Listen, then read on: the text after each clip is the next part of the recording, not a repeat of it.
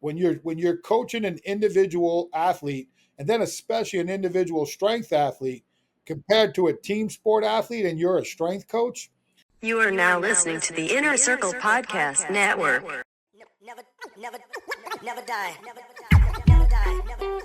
Never die. Never die. Never die. Never die. Never die. Never die. Never die. Fuck you. All right, this is the Angry Dad. Thank you guys for tuning in. And before we get started, I'd like to thank my sponsor, Everyday Fit Life, an easy to follow step-by-step nutritional program. Look, it's there to help guide you, set you up, and hook you up. Lose weight, feel great, get in shape, all that good fucking shit. Use the link in my notes, 20% off at checkout. Check it out. I appreciate it. And on my show today, as you guys can see, I have a guest, Coach Big Powerhouse Kenn. All right. Hey, I'm going to just rattle this off right here. NFL Strength Coach of the Year. All right. And the NSCA College Strength Coach Conditioning of the Year with the Carolina Panthers from 2011-2019, the creator of the tier system, author of Coach's Strength Training Playbook, the founder of Big House Power, and his current role as Vice President of Education of Dynamics. I think is that pretty much everything? Pretty close, yeah. I mean, I could go on all day, but no. Yeah. No, trust me. Hey. And like I said, hey, I met Coach Kenn a while ago. You know what I'm saying? Like just being in the circles that we're in, we cross paths. Great fucking guy and very knowledgeable. And guess what? When you drop your name, goddamn it, you fucking touched a lot of professional athletes and one of the strongest men in the world, 4-time world strongest man in the world, strongest man on earth. And you've really set a path and a blaze for all of this. You know what I'm saying? So it's like, it's the talk with you. It's so knowledgeable because every time I've always picked up a little here, a little there. I'm like, oh, okay. I'll add that to my repertoire a little later down the road. That's all. Hey, all I ask coaches, and I'll ask people like, I think that in this day and age, a lot of people speak in absolutes. People think that their way is the best way. I think that's been proven wrong. There's many ways to get to Rome or get to the championship. I think that's been shown in how, in our little fandom of strongman, how different guys train to get to the championship. Same thing in team sports, different philosophies. It all comes down to an innate inner drive of the person. So I always tell people, obviously, I'm very confident and I think my ways are superior to a lot of others, but I reserve the right to be wrong. And what you need to do is establish your own identity and not live through someone else's. And I think that's what I feel kind of prideful in with the amount of people who have utilized my systems of training. But really what they've done is they've looked between the lines in their own environment, so to speak, or their spatial awareness of where they're at and the types of clients they have. And you have to make it your own. Like for you to do something verbatim, like there's certain things like any structure, right? There's certain things you just can't change. Like this is the integrity of what you're doing. But what fits into that box is where your creative juices and your personal philosophical differences, like even with my son's a strength coach and he utilizes the tier system, which I'm glad he does, or that make me look bad, right? Yeah. And then, but he has his own spin to it. And to be honest with you, we very rarely talk training. When we talk more admin, dealing with coaches, the business end, contractual stuff, when is the right time to make moves and things like that. So those are, and I feel more comfortable with that being his dad, is to give him more of the real life lessons behind coaching and let him develop his own belief system and how he wants to run stuff on the floor. So yeah, it's been a really good journey. I'm very fortunate that I work with a company, Dynamic Fitness and Strength, that's in the industry. So I'm highly involved. I'll be at World's Strongest Man in 2 weeks, but next week I'll be in Indianapolis for the College Strength Coaches Association's big event, and I'll be in Kansas City So I get to go to the events that I want to go to. So I've been really fortunate that and you never close the door on coaching. Coaches that won't do that. But every day you're away from coaching means chances of you actually getting back in that setting are moving away, and I'm okay with that. I have nothing to be ashameful for, and I don't want anybody to feel sorry for me. I mean, I knew what I signed up for, and when Brian gave me an opportunity to join his team 2 years ago, I always said, you did me a favor more than I did helping you because it got me coaching again. And I do a little like consulting here and there, but that was a legitimate coaching job. And Yeah. then to have the pressure of, coming aboard on one of the greatest of all time, if not the greatest, for various Exactly. reasons. You can have your debates, but what he did on the competition Yeah. surface, as well as what he's done as a champion of the sport, it'd be Yep. hard to compare him to most. But then you're being brought in when he's a 4-time champ, wanting to win a fifth. There's pressure on that, and Oh we yeah. didn't get it. Oh yeah. And then we don't accomplish that goal. Well, that's part of my failure too. And I think a lot of times coaches aren't willing to take that for the athlete. Like, again, I think we did a good job. I learned a lot. I still have a lot to learn in my new role now with Thomas Evans. I'm better off working with Brian from there, Yeah. but that it's a different perspective. What I try to tell a lot of people, when you're coaching an individual athlete, and then especially an individual strength athlete, Yep. compared to a team sport athlete, and you're a strength coach, there's pressure on you in team sports, but not like the pressure that you have to be a strength coach any type of, if you're the event coach for a strongman competitor or a bodybuilder coach or power lifter, because their practice field is the weight room for the most part. Yeah. Where in team sports, half those kids don't want to go in the weight room, and they're still going to be good at their sport. Yep. So the pressure is where, if a guy misses a 400-pound bench press and he's a football player and has 15 tackles on Sunday, nobody cares. But Yeah. if Brian or Nick Best or Thomas Evans misses a 420-pound log and doesn't get max points, that shit matters. That does. It does. I mean, It that does. separates a podium before, and that changes the prize money of the check. So it was a great learning experience. Some ways extremely challenging. Like I said, it was in some ways more challenging than getting a team prepared for a Super Bowl. And people look at me funny. I go, man, you don't understand. Like, I love this. For me, it's different. Like, if you don't get it, then you can't see what I'm saying. But I mean, I love lifting. Like, I don't do anything but I just got out of the gym, and I've been in the gym my whole life, pretty much since I'm 9 years old, and in and out, and it helped me get to my goals as a football player. Yep. And then I got to, last October, I competed in what I'm left to compete in health wise in a deadlift meet. That's the fourth. I've been competing in powerlifting since 1990.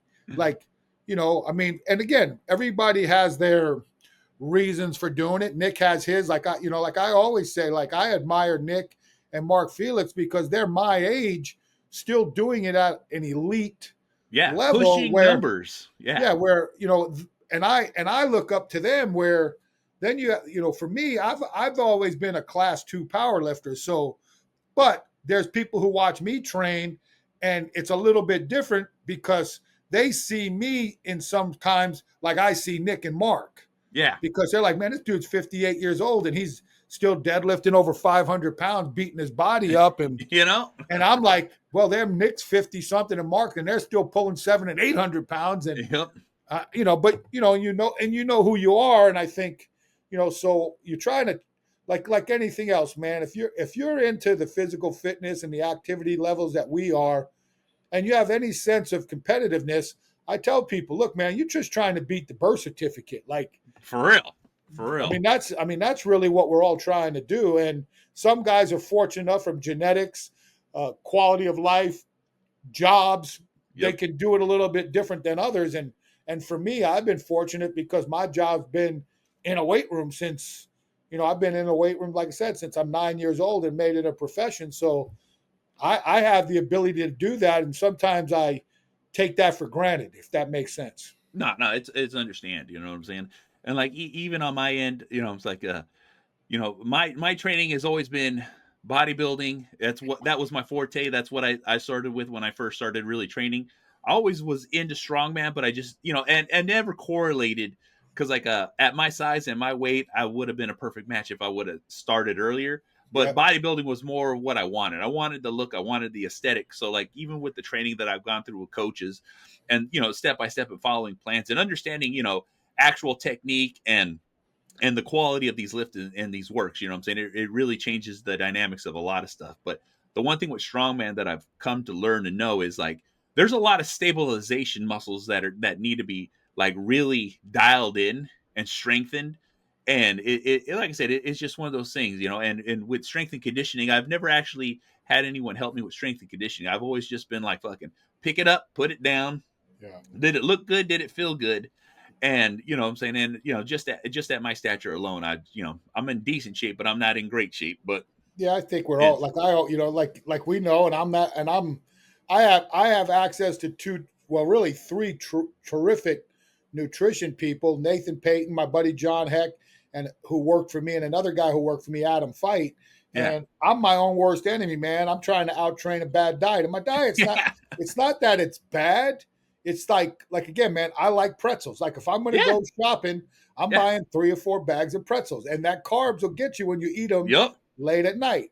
And because like I tell people, because I'd coached in college for almost 2 full decades, you get institutionalized because you're always like when I came up, it wasn't one sport. You worked 16, 17 sports. So you get like I tell people, I was doing the Slim Fast diet before there was Slim Fast. We were eating protein shakes and Metrex bars all through the yep, day, and then you'd go home and have dinner. So like for me to like you saw me before we got on drinking for me to yeah, drink 2 shakes or a protein bar and maybe have one meal or a meal and a half a day, that's just what it is. Like, yeah, and I have to just what I need is, and again, I'm not ready yet to commit to it, but I'll need like somebody to understand. And this is where I think quality coaching comes. It's understanding your client.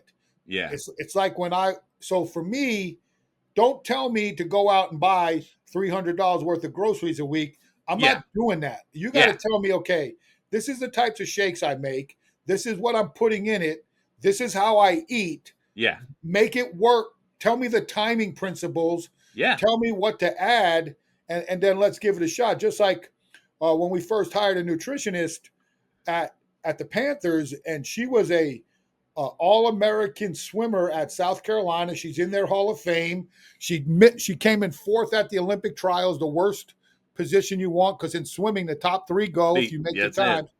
And she understood athletics at a high level, and the guys respected her tremendously.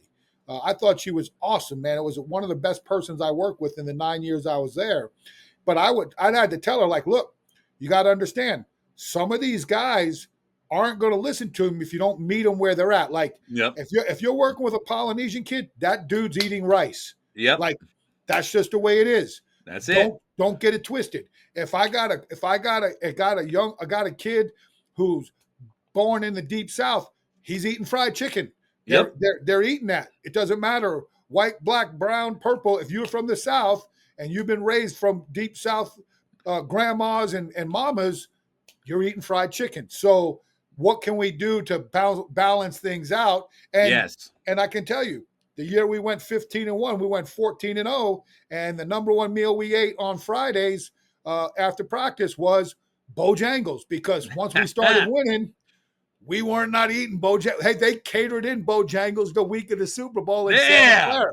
Like damn, that's how it goes. So yeah, I think, and that's the same thing with training. Like you made a good point about the stabilization. The one thing I learned from my value, and this is what I would tell people, what you have to look at the coaching a strong man, and I had to look at this and I made some good epiphany moments with Brian in year one that really helped us in year two.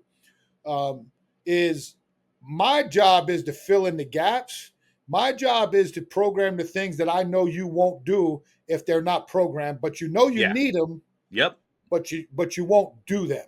And that's why we had extensive, like, I don't call what we do warm up, because warm up to me is a almost a term that automatically programs the brain into what I call duping around, Yes. going through the motions. I agree. So we call it pre-activity preparation, because just in that nomenclature and the way you set the tone, you hear preparation versus warm up, it's different. You Yeah. hear a focused attention to detail with the precision of what the events are or the movements are to get you prepared to lift weights versus let's go do some high knee hugs. It's totally different. So everything becomes a matter of tone and choice of terminology. Like, we don't call it warm-up sets, they're preparation progression sets. Like, it's all based off of, hey dude, this is important. Like, if it's not important, I'm not putting it in. And then it comes the value of, with high level athletes, their communication level is so much better, because it becomes more of, with individuals in high level, it becomes more where I've had to tell this now to Thomas, and I told it to Brian, because these guys are just great guys, and most of the guys I've met in strongman are very, very great, like great people. You can tell Yeah. they want to be Respect. good. Yeah, like, but what I told Brian for sure year one, and a little bit with Thomas, was, hey man, you're too coachable. Like, you got to tell me sometimes, no, I am not doing that. Or Yeah. like, yeah, that's not it. And year two with Brian was much better, because what I tell him now is, if I come aboard, first things first, I'm the strength and conditioning coach. I know events, but I prefer to have an event coach, because it's like having assistant coaches, Yeah. right? Like, and I've done strongman, like in conditioning and stuff. And if you can see in that one corner, that little trophy right there, That's it. that's my championship trophy from Chad Coy's meet in 1990, the old Central USA Strongman Masters champ. And I wasn't unopposed. I did have to compete against somebody. So, but the techniques are different. It's like, why does a football coaches have 25 coaches? Yeah. And so for me, now I'm getting good at the events. I do think if you have the ability to have someone in your stable who is specifically understands the intricacies of event technique, I can teach anybody in the beginning. It's like anything else. You know where you can go until you need help. Yep. Anybody who says that they've gone, if they can, very few, and again, you get the right talent, it doesn't matter. But I'm trying to be the best influence I can on the athlete, so I have to be upfront and honest. And the more I learn about events, the better I feel about it if I had to be a one-off coach. And I can be a one-off coach with probably everybody up to those top 25 guys in World's Strongest Man. Then that's a little different, because shit's real now. Yeah. But like, bringing guys up to that level, I'm extremely confident that I can get you to there. And then from there, we may need to expand the coaching staff out to people who can really help. Like I can pick, I have to be a competent coach when it comes to technique with team sports. But now when you get into this field, you have to be a little bit more with a competitive eye. And I can do that with strength training exercises. I have a competency now that's better with the strongman exercises. But for me to say I have that competitive eye, that's the Brian Shaws. I work with Adam Dirks, with Thomas. Yeah. You know, these are guys, Big Laws. Yeah. Those guys are going to see things that I can't see. Yeah. And that's one of those things that I've always seen too, because like I said, being with Nick, it's so crazy how he can pull literally look at somebody do something. He's like, oh, he didn't do this. He didn't dip down lower. He's not really set, or the foot positioning is like, and it's like, it's because, a lot of these guys that you're talking about that you mentioned, like, they have done it at that level, and doing at that level is like even for myself, I can always point out small foot mistakes and training, and like I said, I've had multiple people just work out with me, training partners, they've body changes, like I've done coaching, but it's not like on any kind of level as you're done. I've just done in-home gym Yeah. training with the people. But the thing is like it's understanding these fine details and being able to point them out in a way where it's understandable. You know what I'm saying? Because like we can always state what we're trying to do, but when you talk about the level you guys are at, it's like trying to really relay the information. Because just like one thing you were saying is like some people are too coachable because they're agreeable, Yeah. and And, they and don't know how to understand that. yeah, and that's why I said sometimes you got to be a bad guy. Yeah, And like I've learned a lot when I was with Brian. I actually learned a lot from Steve Foshin yeah, because Steve's a competitive, high level competitive strongman, and he was always on site for Brian. So like when I would FaceTime in, him and James were like my eyes and ears on site. Like there was sometimes I'd watch something, I go, hey, does he really look that good, or is that me just seeing something on tape? yeah, Or vice versa. Hey, that yeah, didn't look very good. What's going on? yeah, And then then it's funny because like we talked about Chad, and I mean, I've known Chad now for a long time, and Chad is really, really good strongman coach. Like yeah, I've learned a lot from him, but then he hires me to do his strength work. Like it's so like everybody needs a coach, and those are things that like I've always said, like with Brian, I was more like a consigliere than a coach because what are you really doing to coach Brian Shaw? yeah. Hey, And, well, and, but I know like because I've been, like I said, most people know my story. I've known Brian before anybody knew him. yeah, He wanted to be a strength coach. 2005, he's working with us, and we're teaching him how to deadlift in my garage at 120-degree heat. But like, I really believe that Brian, obviously he believed in me, right, and he respected that I could help yeah, him. But Brian's not bringing anybody into the team unless the value's there. He's not going to exactly. ask. But I really believe that the biggest reason why he wanted me a part of it is he was having a hard time with this hamstring issues Yeah, with the deadlift. And yeah, and during those times, like I would text him right like I'd watch it on like everybody else and text yeah, him, yo man, here's what I saw. What do you think when he's and then I think so and because Brian, where I think a lot of guys are not able to do this financially, they don't have really. I don't like to use the term off season. I like to either call it developmental yeah, or on season because you're yeah, never really off and you're always working on something. yep, So my buddy Adam Fight started telling me about on because I hated when they go, hey, the off season's programs yeah, starting in football. I go, yeah, off season? No, they're coming to work. So I always called it developmental plan. But then when my buddy Adam said, oh, we call it the on season because we're always working on something, I yeah. said, oh yeah, that's stolen. I'll give you That's credit, it. but I'm stealing that.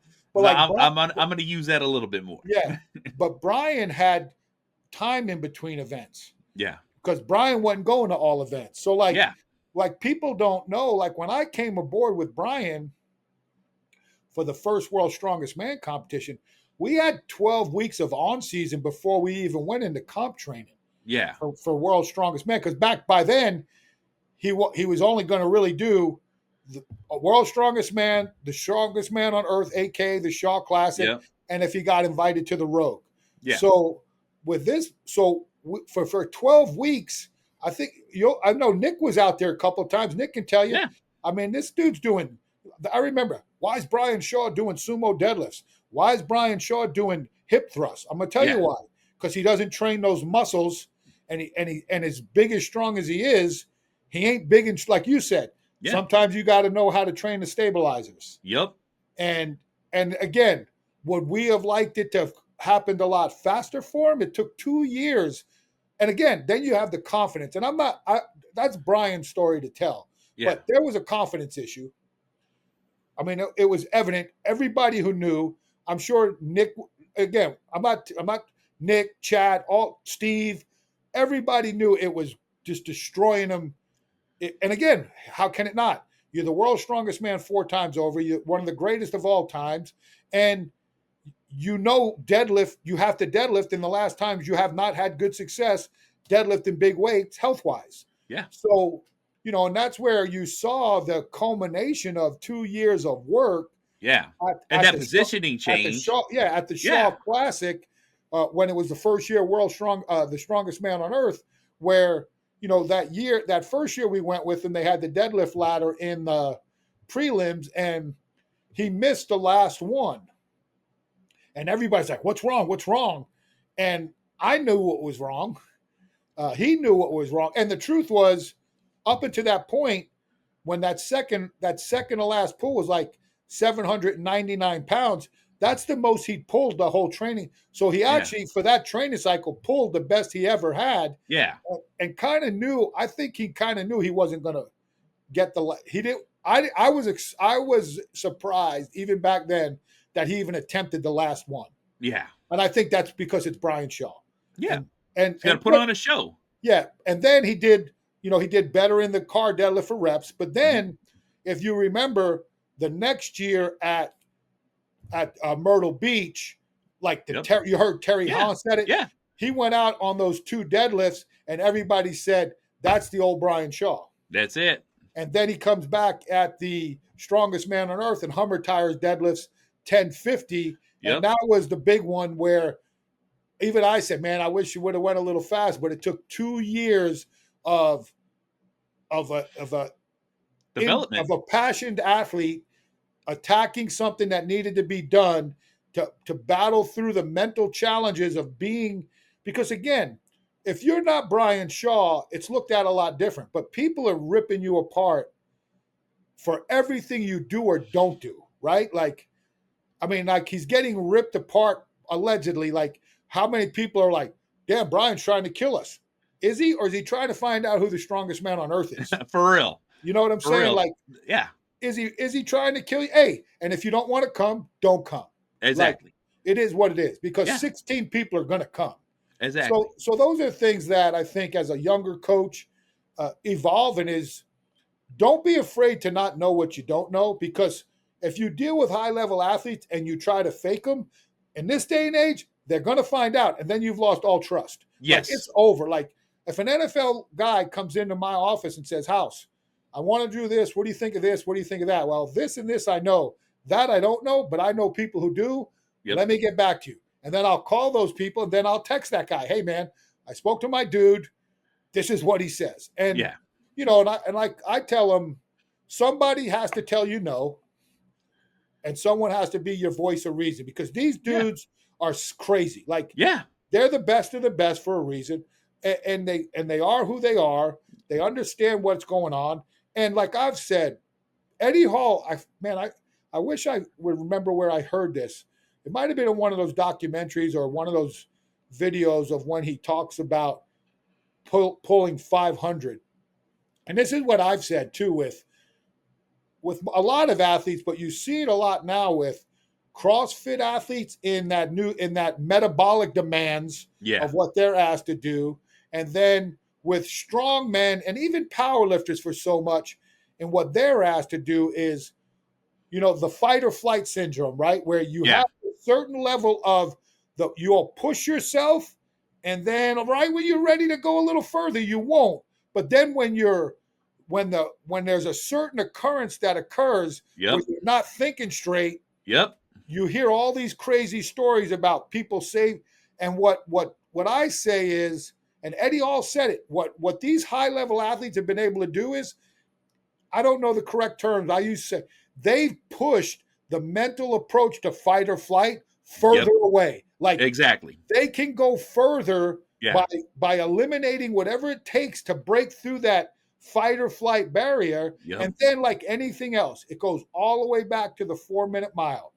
Once somebody shows you it can be done, now you've opened up the floodgate. Like, exactly, powerlifting, if you deadlifted 800 when I first started, you were the man. Yeah. Now everybody deadlifts 800. Like, hey, I know who I am. Like, I was a class 2 lifter. My best deadlift ever, 611 pounds in competition. And back in that day, I believed a lot like Eddie Cohn did, because I followed Eddie a lot, and now I'm friends with him, which is cool. Yeah. Where he said, you'll understand the balance of your abilities if you're conventional and dead and your sumo are similar. And he was like, he would switch back and forth a lot. You see most of his bigger lift sumo, but he's Yeah. done similar loads, conventional and Exactly. Yeah. like, and at a point in my powerlifting career, my best ever conventional 600, my best ever sumo 611. There you go. So at that point in my career, but like for me, you know, I was 50, I turned 58 this year. A week after I was 58, I pulled 529 in a meet. Woo. My fourth decade of pulling over 500. It was Yeah. and again, because my knees are shot, I can't get the squat depth. I just had a 5 anchor repair plus Yep. a 50% bicep tear on this shoulder. Yeah. Got to get a knee scope after World's Strongest Man, and probably will need. I took a beating to do that, and I have a lot of other issues, but it was worth it to me because I had set a goal and I wanted to accomplish it. But like people here, 529, but like when I tell people, look, man, my best ever was 6'11 at 305 pounds, and I just pulled 529 at 282 at 58 versus 38. And when you do the math, that's a big number. That's like 85 or something percent of my best ever. Yeah. But then you compare it towards, 11 of the 12 women at the Arnold pulled over 500, and you get back to reality. Now, kudos to all of them, right? They're pushing the game, but it's like, but this is where I say, man, I know where I am at this point in time. Like, I know what I want to accomplish. And that's where a lot of times people who've been at a level that's hard, it's hard for them to come down because they always go, well, I used to do that. Well, guess what? You can't no more. So what are you doing now? And be excited the fact that, hey, man, I used to pull 800 and now I pull 660. Well, there's a lot of fuckers who wish they could pull 660. 660. That's 100%. There's a lot of people that wish they could pull 405. Yeah. You know what I'm saying? And again, like I thought, and I told, I said to everybody, I want to do this deadlift meet because it might be the last time I ever go back on a platform. Yeah. And then I pulled it beat up. Like I pulled it with a torn meniscus. I pulled it with bilateral proximal hamstring tendinopathy in both legs that I trained 14 weeks with it. That's why I'm still rehabbing it. My bicep felt like it was going to be blown off, and now I know why. It was 50% torn. Yeah. And I pulled, my goal was to pull 501, and I pulled 529. And anybody who watches the tape knows I easily had 550, but I don't know if I'd have walked off the platform. Hey, and because 529, because my buddies who handled me there, my buddy, is a good friend of mine, Adam Barber, was at every one of my deadlifts. I deadlifted heavy every 3 weeks on an old school linear Eddie Cohn type of progression. Yep. He was there every 3 weeks. He was at my house handling me. And then my good friend Martin Rooney came over to be my like motivational coach. And they're watching my warm-ups and they're like, oh, you're going to do 550 today. You're going to do 550 today. I'm saying, like, look, man, I ain't doing 550 today because I know I'm pushing it right now. Like the fact that I haven't blown a bicep, I'm actually can still walk with my knee, and and I haven't torn these tendons off the bone in my glutes. Hey. And I wound up doing what I wanted to do. And I knew right away, like I knew I wasn't going to pull 501 because my training just dictated not. Yeah. And so I was like, all right, I'm a big believer in getting the meat. So my first attempts are usually always a last warm up, so to speak. Yeah. Like, or prep. Like, I mean, it's not even a prep. It'd be my last, if I was in the warm up room, that would be my last one before I go out, like most people would. Yeah. But I'm a nervous guy. Like this is how I'm going to do it. Yeah. So I walked out. I think I went 457. Then I made a big jump to 507. So now I set my goal. So anything after that's a bonus. Yeah. And they're like 5, and I'm like, so I really had to go back between 529 and 535 in my head because I knew the 507 worked good. And when I projected myself and I started doing my meditation and visualization, it was 457, 507, 529. That's what it was for 2 weeks. Yeah. So I was like, you know what, man? As much as I hate the fact that 529 isn't 530, like it's 529, like I was like, I'm pulling 529 and I'm getting out of here smiling. That's And it. then here's the funniest shit. This is the stuff like, it just, to me, and hey, it's on my wall in my gym. So, but then like, so I'm all jacked up, and I'm not going to sit here and lie to you. Again, I'm beat up. So I did a single ply suit with brief, so it's considered multi-ply to Yeah. protect because I've had a hernia surgery, so I got to protect a Yeah. lot of stuff. Exactly. So I get this packet, and I competed in a group called 365 Strong that does a lot of meets out here. Yeah. So I get home, there's this envelope from 365 Strong, and I open it up and it says, "Congratulations on your world record achievement." And I'm like, "Oh, this is like," and again, it's up on my wall, but like, Hey. it's like you're multiply Masters 55 to 59 308 class world record holder. I'm like, all I'll right, take that. I'll take it. I'll take that. I'll take a that. world record. You know what I'm saying? Yeah, I might, it ain't. Hey, you gonna tell me I got a world record in your association? Hey, I'm gonna take it. That exact. The nicest frame in the center. You know what I'm saying? I'll take that all day. But I mean, again, I think as you come through, and I've listened to you talk a lot on your stuff on Instagram is the same thing. I think when you're in the strength game, whether it's aesthetics, right? Yeah. Strength or power, or even if you want to be like a weekend warrior in strongman or CrossFit or whatever, you're still going to strive to be the best you can be. Like, absolutely, you're not just going there to show up. Like, even those who don't do what I call professional CrossFit, when they go to the CrossFit box and they join that community, they're there to compete. Like, and it's not necessarily competing against the other people. It's competing against themselves. Hey, we're doing this workout today. Last time you did it in 21 minutes. Today you did it in 20-30, right? Like, or, it's just like anything else. Hey, last time, we're doing log press in the weight room. Hey, last time I did a Viper press with 200 pounds. Hey, I want to do I hit 205 today, right? Like, those are things that, so the competitiveness of what it does for you, regardless of the levels, that's the whole thing. Like anything else, it's not hard to get started on your fitness journey. Go out and walk 5 minutes on your block. Yeah. Right? 5's going to turn into 6. It's just like when Stan Efferding and Mark Bell, they started pumping up the 10-minute walks, right? Yeah. Everybody and their mothers, multiple 10-minute walk 10 minutes after you eat. Yep. It's good for your digestive system, right? And all that. Well, my 10-minute walks started to become 5K walks. There you go. And I could walk a 5K. Like, I think the best 5K I walked was under 50 minutes. And that's hella good. Yeah.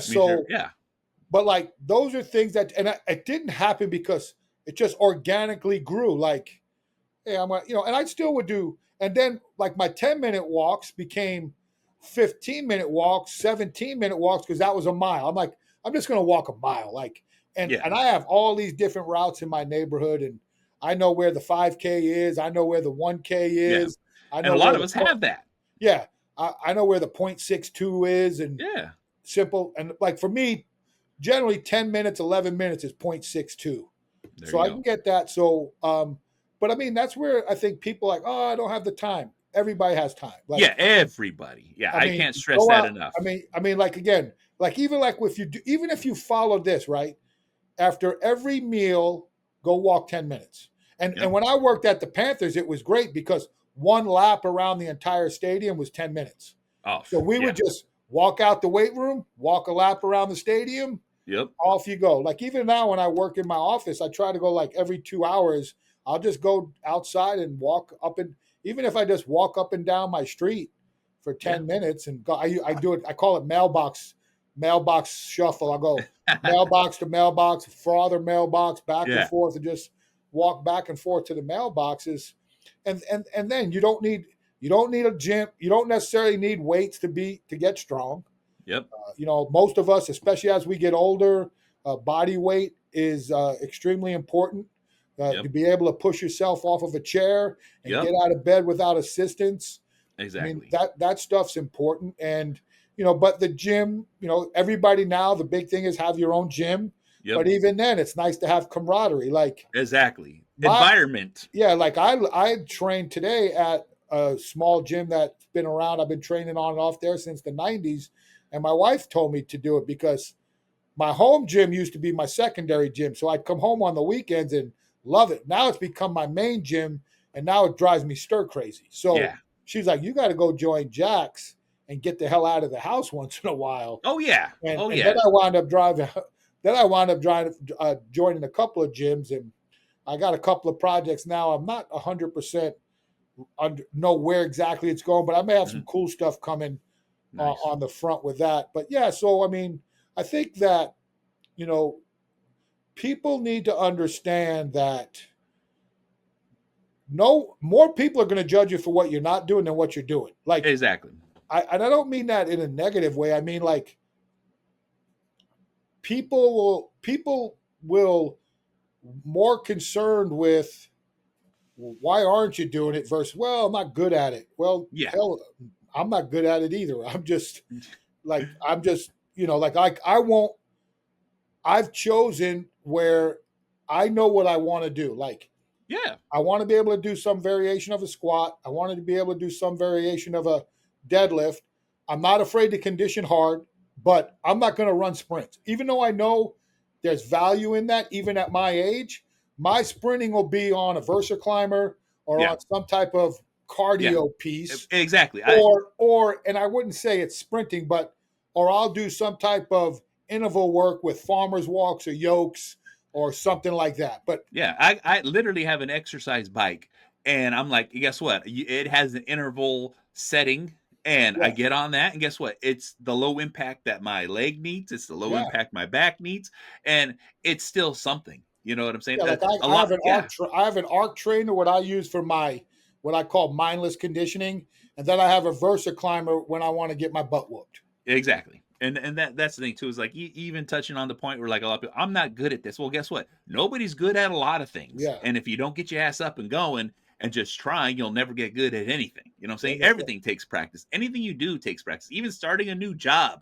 you have to get trained to do it before they even let you do it. and You if know you what I'm walk saying? and even like if you walk into the right gym, and I think that's one thing where I will say I'm a fan of professional CrossFitters because I can't believe what they do. Oh yeah, it's I, insane. I back when CrossFit first started, based off of what I learned in college or what I believe in personally, I still question sometimes the non correct way they program stuff. Yeah, I the didn't. I order. mean, and I didn't necessarily agree with them promoting rhabdo Yeah, for with real, crust, because with it's the something that crust. does happen on a regular Yeah, basis with them. but what I will say, what CrossFit did do was it it created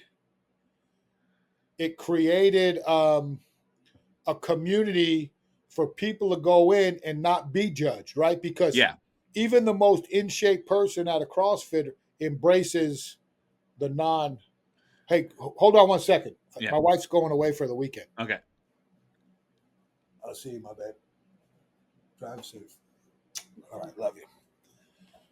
She's going on a women's weekend with her sister and my nieces. Well, that'll be fun. You know what I'm Yeah, saying? see you, and then It's I'm funny too home. because my wife's leaving this weekend too, but unfortunately it's for a sadder thing. But you know what I'm saying, so it's just gonna be me and the boys at home. Yeah, well, it's me, and then I got to take care of my wife's dogs.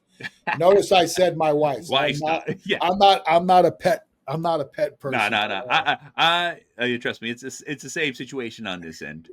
But I do want to take a little bit of a pivot because uh like I said, this is just on the strength and conditioning part.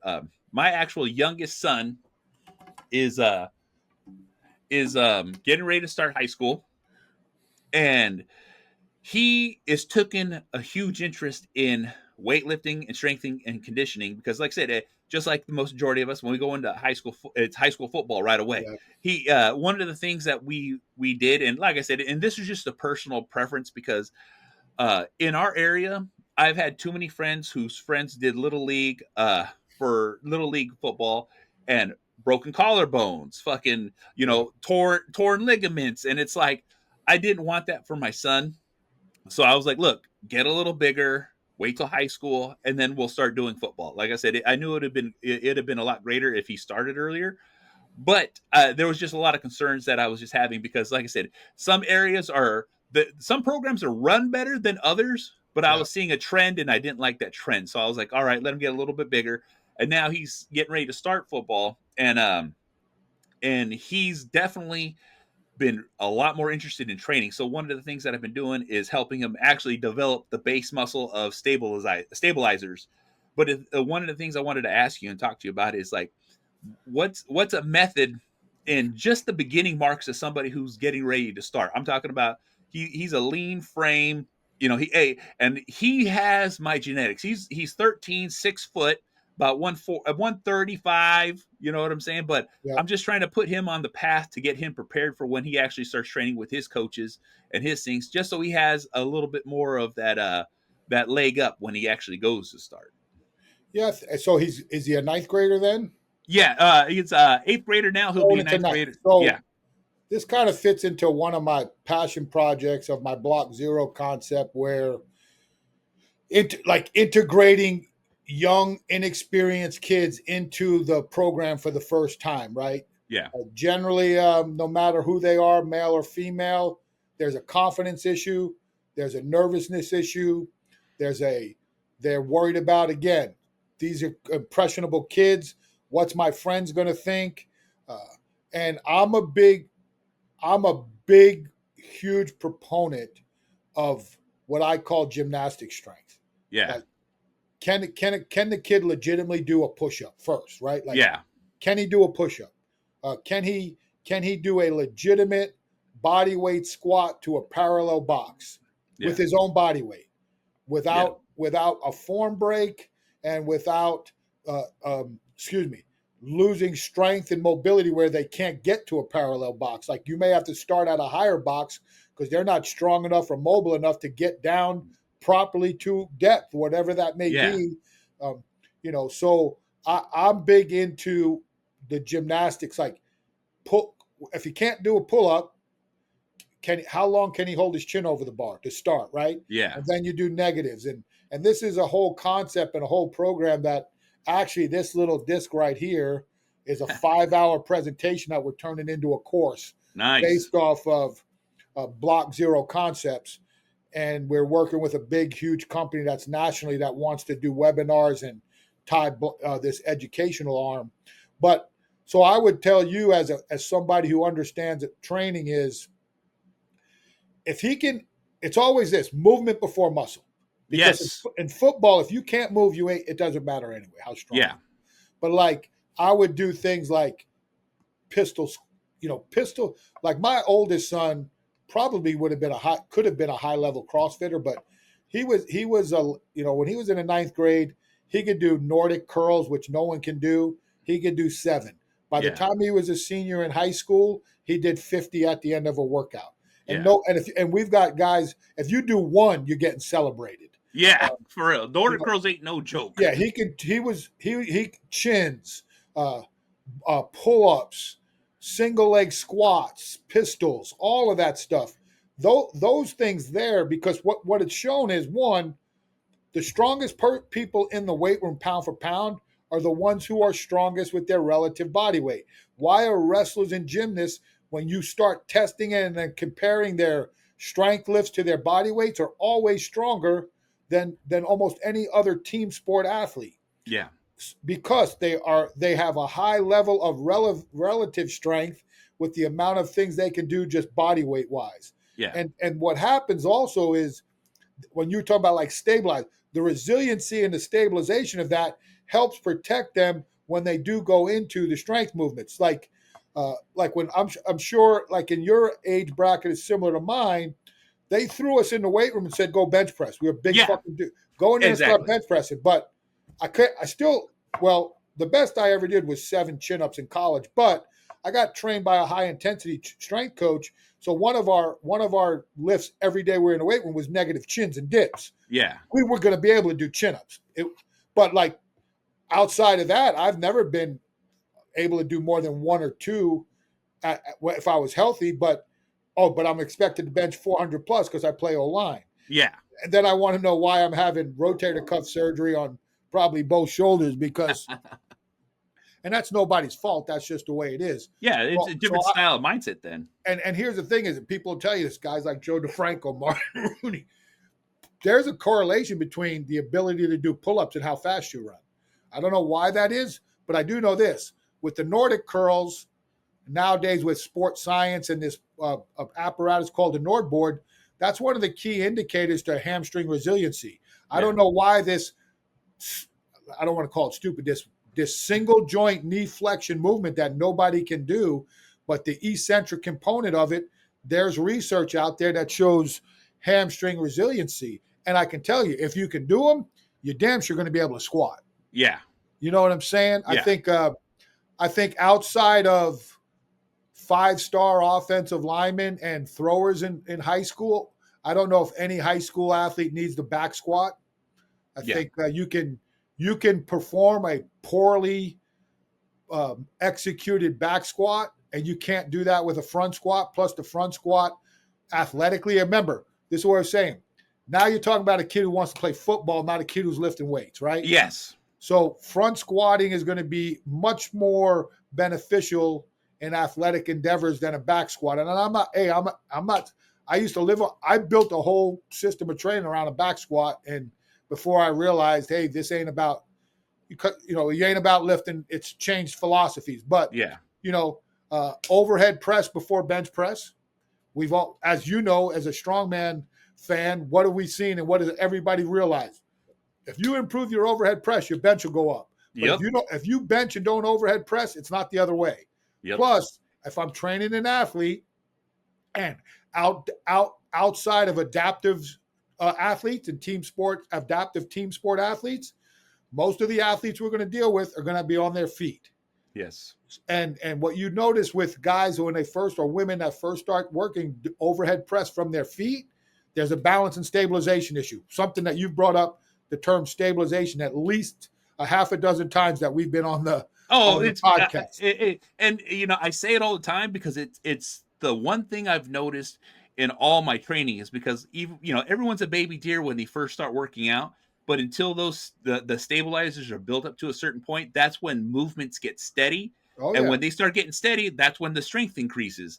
And it's like, it's always been an indication for me when I'm working with anybody that works with me don't worry, you'll get there. Then when it comes, it's like, all right, now it's time to put a little gas on little pressure on the gas.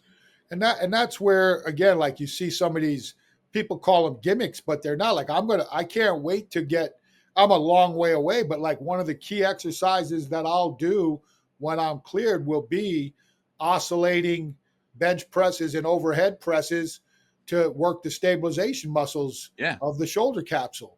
And, I think you got to train the neck right away. I mean, he's got to train the neck. Yeah. That's for any athlete, male or female, doesn't matter the sport. Everything starts with posture. The head controls posture.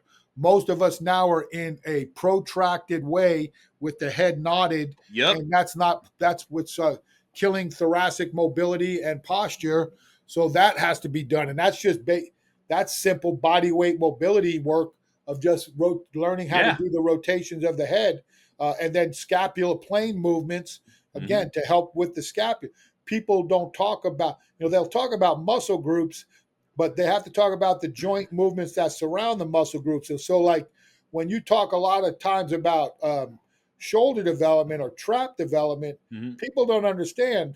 All we talk about is the two knots, right? We got to have but that only relates to one movement of the scapular elevation. Yep. There's still the main ones you can train in the weight room: depression, upward and downward rotation, scapular retraction and protraction. And that's the things that when you're training athletes, all that comes into play. When you're training strong men, it's a little bit different because of the multiple joint movements that have to be done at a heavy pace. But that's where, like I said, in that pre-activity prep, all these little BS things that we think don't count, you're doing those for sets of 25. And what are you doing? You're building up ligament and tendon strength. You're building muscular endurance in small muscles, and it's a great way to prep to do your big work. Yes. Yes. So there's you can't. I don't think you can do enough reverse lunges, walking, whether it's in place, split squats, all this stuff. Because here's the thing: is and I said this, and it was a viral. It was an 8-second deal. If a kid can't do a push up and can do 5, if a kid can't do a pistol squat and can do 1, did he not get stronger? That's it. So, and again, there's a lot. I mean, you hear it all the time. You can go on YouTube right now, type in thug workout, and you'll see these dudes at the parks, and they're yoked up, and all they're doing is push-ups and pull-ups at the park. Yep. So don't tell me you can't get yoked up and put on massive amount of muscles. And I guarantee you, every one of those guys, well, guarantee's a hard word. People will call you out on it. I would say there's a large percentage of those guys could probably bench press double body weight of their benches of their body weight, and they don't even bench press for the most part. Exactly. So those are things that I think people, and here's the other thing too. You have to slow cook. Don't be, remember, you'll know more about your kid the first day of practice if he's a football player or not. And it won't be because he bench pressed 135. I can tell you that. I mean, you either have the skill set to play the game or you don't. Everything else is how do you educate the athlete to show you it has value? And in some positions, there's more value to lifting weights than other positions. The further away you are from the center of the ball, the least lifting weights is more about protection than it is about performance enhancement. And I mean that in a lot of regards. I'm not telling you that they don't need lifting, but it's a different reasoning behind the lift. Yes. And it becomes more of, again, that's where it's more about, like I said, pure protection. Hey, man, if you're a wide receiver and you're going to be running a lot of go routes, or you're a kick return and run and go, hamstring resiliency is key. Hey, you don't want to bench press? Fine, we'll do some dumbbells or push-ups, but we've got to work the hamstrings. We got to keep we've got to work stabilization of the knee. We've got to do touchdowns. We've got to do pistols. We've got to do lunge work. We got to do a lot of single leg. You don't like squatting? Okay, we'll do a rear foot elevated squat. It's a single leg squat. It's a squat, right? Like, these are the things and these are high levels. This is the higher they get, the more they figure out, man, what am I doing this for? And the more athletic they are, the more why do I have to do this? Yeah. And again, I always say this is what I've told people now, because as everybody's just going crazy about training. Here's what I like to tell people now. And remember, man, I'm a weight coach. Like, I've made a life and a career off of team sports, lifting weights. Yeah. But the truth of the matter is this. Let's go all the way back when they started playing football. What did they tell you about lifting weights? It'll slow you down. It'll make you muscle bound. It's no good, right? Yep. Yeah. But guess what they did at your high school on Friday nights? They played football. Then all of a sudden, wait a second. It'll help them from getting hurt. Lean body mass makes you faster and stronger, but it doesn't affect your skill set. It actually makes you move better. Your mobility's better. So then they started lifting weights. And guess what they did Friday at your high school? They played football. And now tomorrow, I'm going to pass a bill that says no one's allowed to lift weights no more if you're a team sport athlete. And guess what's going to happen this September on Friday night at your high school? They're going to field a football team. And people are going to come and see it. So that's where I got to remind coaches, hey, that leaderboard, when we got 14 guys who clean 400. Well, I'm going to tell you this.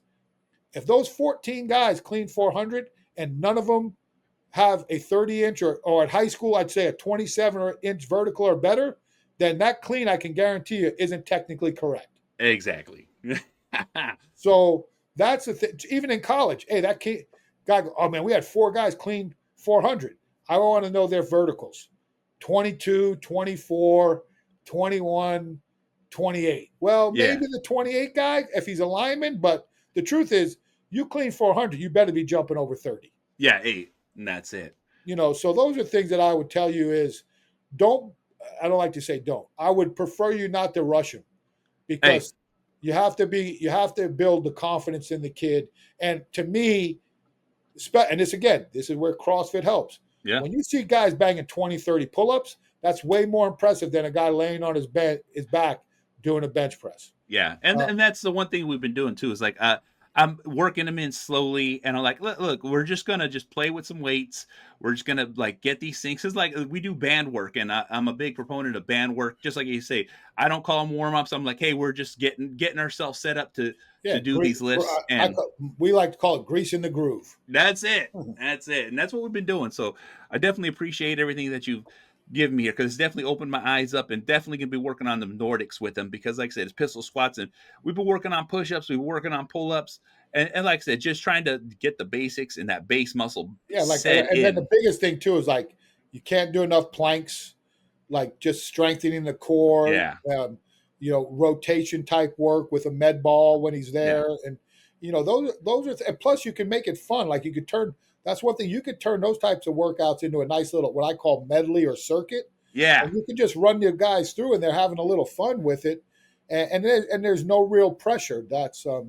That's where people I think miss the boat. It's like, oh well, I got this 6'4", 240-pound eighth grader. Well, we Yeah. got to get him in a squat rack. Well, how do you even know the guy knows how to squat? And Exactly. how do you know he even wants to squat? Like, You know? but he's going to be a ball player. How do you know? He's never played. Like, Yeah. this is where again I think, hey man, I love coaches. Man, I had some of the best ones. I've had coaches that were okay, but I became a coach because I had more positive interactions with coaches than I didn't. I wouldn't be here without my high school offensive and defensive line coach and my high school head coach. But my high school head coach was legit, but my high school O line D line coach was so far ahead of the game in the '80s technically that I would I got to choose where I went to school. Like Yeah. a lot of people can't say that. Like I got to choose where I went to school, and I chose for where I went for a lot of reasons, but I just felt really fortunate that I was able to do that where I'm not like my son, my oldest, who's a really good player, but in the end, he had one scholarship offer. So he really didn't have a choice. I mean, because you want to be a scholarship player. Yeah. My other son was a thrower. He walked on and earned a scholarship, but a little different. But like that's the thing where I look at things a lot different now. But I try to educate people with the positivities of what happens. Is, hey man, for everything that you wish you could have done, like I wish this would have happened. You Yeah. know how many people wish they could do what you have done, and that's where I think a lot of people miss the boat on too when they are telling their stories. Hey man, you make your story. Like you want it to be a set. Like I could tell you, hey, House, how come you didn't go to the NFL? Hey man, I blew my knee out when I was a freshman. I blew 2 ligaments, ACL, MCL. That's the last thing you wanted to do in the '80s. Yep. And then you know what? By the time it was time for me to go to the NFL, they had already declared me a medical reject. Yeah. Right? Like, and I'm like, I could be telling that sad story, but my story is, hey man, there was a lot of people thought I'd never play again, and I started 22 games at Division I football. That's So it. in the end, a lot of people wish they could say they started 22 games in D1 football. Hey, me tell you right now. And we're gonna stop right there because man, we could talk freaking forever. I could listen to you forever too. So, let them know where to find you and where to look for you. And I'm gonna put all that in the show notes too. Yeah, I'm really simple. You can really find me on Instagram. I don't mess with Twitter or X because I think a lot of people in my profession or career use that for just banter and like, That's exactly it. yeah, I don't even know what else to say. My website's bighousepower.com. You don't have to say www. I got so used to that one in Well, early 2000s. everyone Used to have to say had to that. learn to use it. Everybody. Back then it was, hey, www.bighousepower.com. Now you don't have to. But You don't have to say- bighousepower.com is the website. It's got some really good stuff. It's got a lot of good free material. It's got a lot of Block Zero free material on it. It used to be a paid site, and then I was like, man, I'm not keeping it up to date to have people pay for no updates. So I just made everything free, and it's got some product on there. I'm working, like I said, There you I'm go. working on. The biggest thing is, like I told you earlier, just finding the right platform to Yeah. put out the material I have. And I'm always a coach, and I started out a poor coach. I started out where I didn't have a budget to pay for a lot of professional development things, so I'm Yeah. always coach conscious, and sometimes that's a good thing when it comes to taking care of my people in my field and paying it forward. But then sometimes it could be a bad thing because you're cutting yourself short on what your value is. Yeah. So that's the business part, right? So it's somewhere in between. But I'll always fault on knowing what it was like to have to decide, am I going to go to this clinic to better myself so I can better my family, but I need that money because I need formula and baby diapers, right? That's it. So I get it, and I appreciate those people. That's why anytime I'm speaking on a weekend or an event, I appreciate the fact that those people have invested in their profession, because I understand the value of time and finances. So Exactly. generally, and I'll be on, and I'll tell you this. I would say I'm way over 75% of answering DMs on Instagram. I remember early on, I was like, if you DM me on Instagram or Twitter, that's not professional. You got to find my email. But now that's how we communicate. Yeah, exactly. It's Exactly. the DM, it's down in the DM for whatever you want. That's it. But, and again, I think that it's just a way we have to adapt. And if you're not going to adapt to what the society tells you to do, you're not going to win. So I like I said, I'm not 100%, so I'm not going to say, but I am better than 75%. If you ask a legitimate question, and then the same thing is, I've talked to coaches about, hey, I'll help you out. Let's get on a Zoom. But remember, hey man, everybody's busy. But if it's that important to you, it's up to you to keep contacting me to get it to exactly. work. Like, don't expect me to be like, well, I told this. I don't carry conversations. Yeah, like, hey man, and again, this is where you got to be a little bit of an a-hole. Hey, I'm doing you a favor because my time's super valuable. Hey, for real, and I appreciate the time you coming on here to talk with me and getting all this. And I appreciate your help on the business side. And I will see you in about 2 weeks, right? I'm getting in Monday. Okay. And I'll be here. I'll be back. I'll be back Monday too, because I'm flying in on the 12th back from Las Vegas. Yeah, I'll be in. So are you flying back with Nick? No, Nick's driving up. I'm flying back. How far a drive is that from Vegas to Sacramento? It's about a 12-hour drive. Nick likes driving though. Didn't he drive that little spit? Yeah, and that's what he's going to drive up here again. Is what he's going to drive up again. You know what I'm saying? He's done it before. He'll do it again. All right, my man. Well, I appreciate you thinking of me. Oh, yeah, no problem at all. And let's get on out here. This is the Angry Dad with Coach Joe Kenn. And guess the fuck what? Thank you guys for tuning in. If you want to watch this shit, YouTube, you want us to it, Spreaker, SoundCloud, Stitcher, Spotify, Google Play, Apple Podcasts, Podbean, SoundCloud, Deezer, iHeartRadio. This motherfucker's everywhere. You can easily fucking find it. Rate, review, like, subscribe, all that bullshit. I'm also part of the Inner Circle Podcast Network, group of powerful podcasters out there sharing their shit. It's innercirclepn.com. Every one of our websites, every one of our shows, make sure you check it the fuck out, because we have shows as The Plunge, Failing Hollywood, Simmons and More Podcast, The Untrained Eye, The Hood Diner, and Shit Happens When You Party Naked. So make sure you check it the fuck out, and I'll see y'all motherfuckers on the next one. Fuck.